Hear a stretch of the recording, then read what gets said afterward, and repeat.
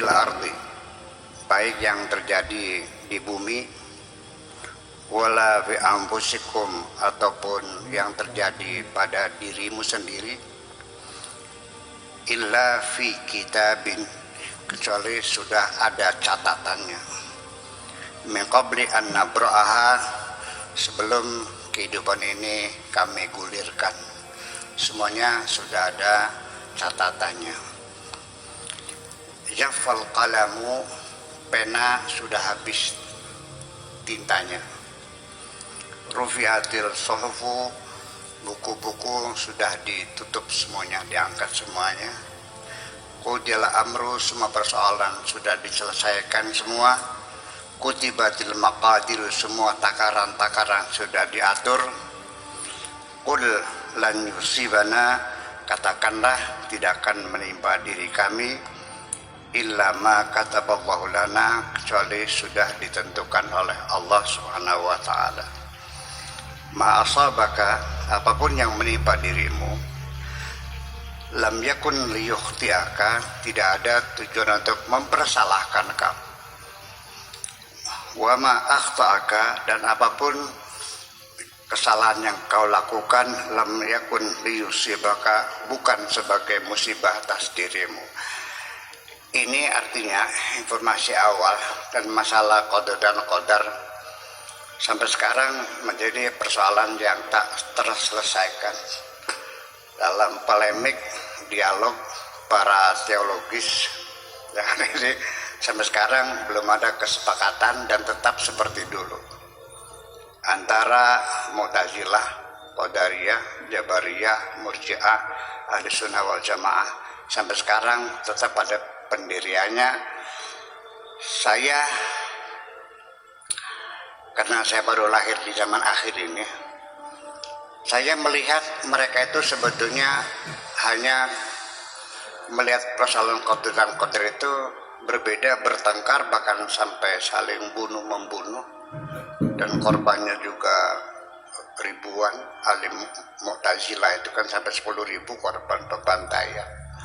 Sebetulnya hanya beda persepsi saja sebetulnya, hanya karena beda sudut pandang.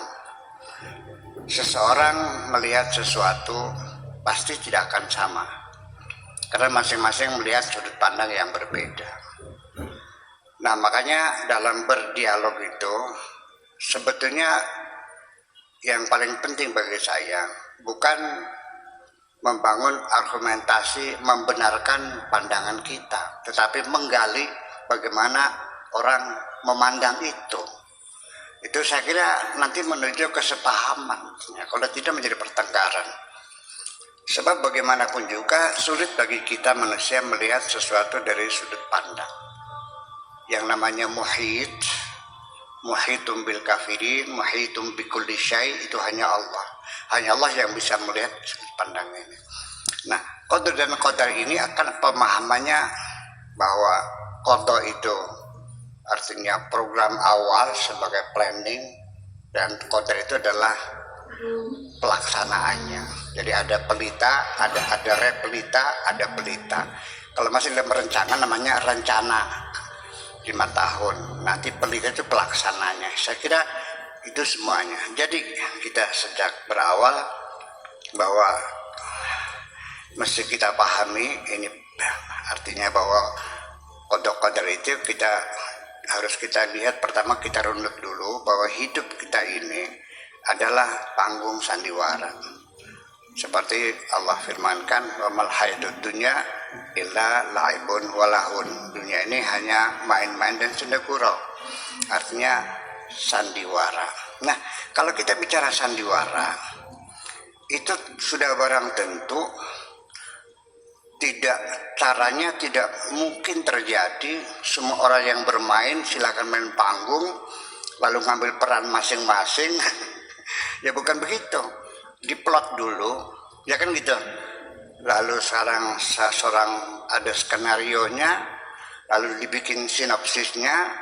Kalau lakon itu berapa bab, berapa pasal dan sebagainya.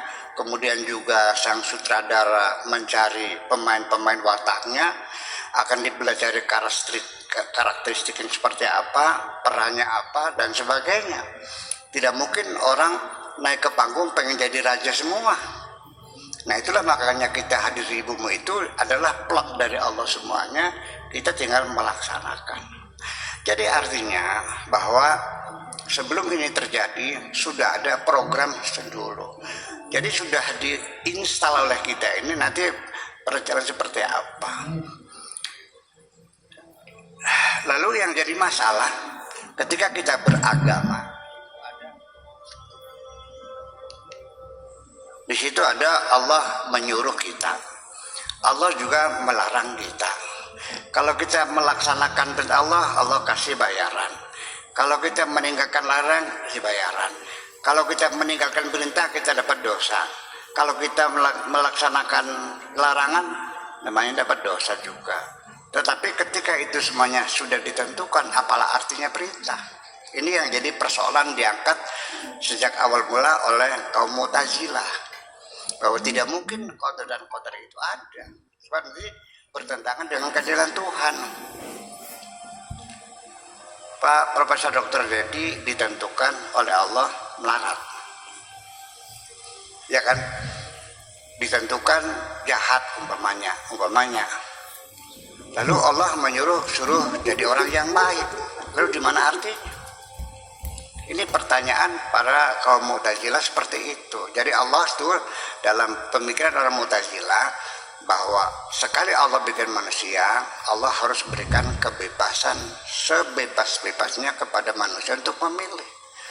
Atas dasar memilihlah itu, maka keadilan Tuhan bisa dibuktikan. Nah kalau sudah ditentukan apa artinya perintah? Kalau Allah sudah menentukan engkau menjadi orang kafir, apa artinya Allah menyuruh orang beriman? Ya kan seperti itu. Nah sehingga Mu'tazilah mengatakan tidak ada qadar dan tidak ada qadar. Artinya bahwa kita sebagai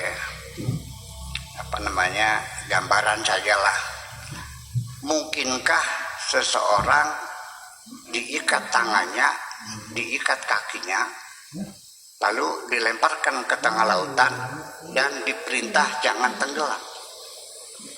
Kan tidak masuk akal. Perintah jangan tenggelam itu ya dibuka ikatannya supaya kita bisa berusaha.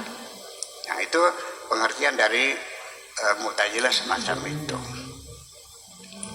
Kemudian yang Jabariyah, ya semuanya sudah ditentukan sampai sekecil-kecilnya, sampai daun kering pun jatuh itu sudah tercatat jam berapa, menit berapa, detik keberapa. Ya, nasib seseorang sudah akhirnya diganti kayak gitu. Seperti itu.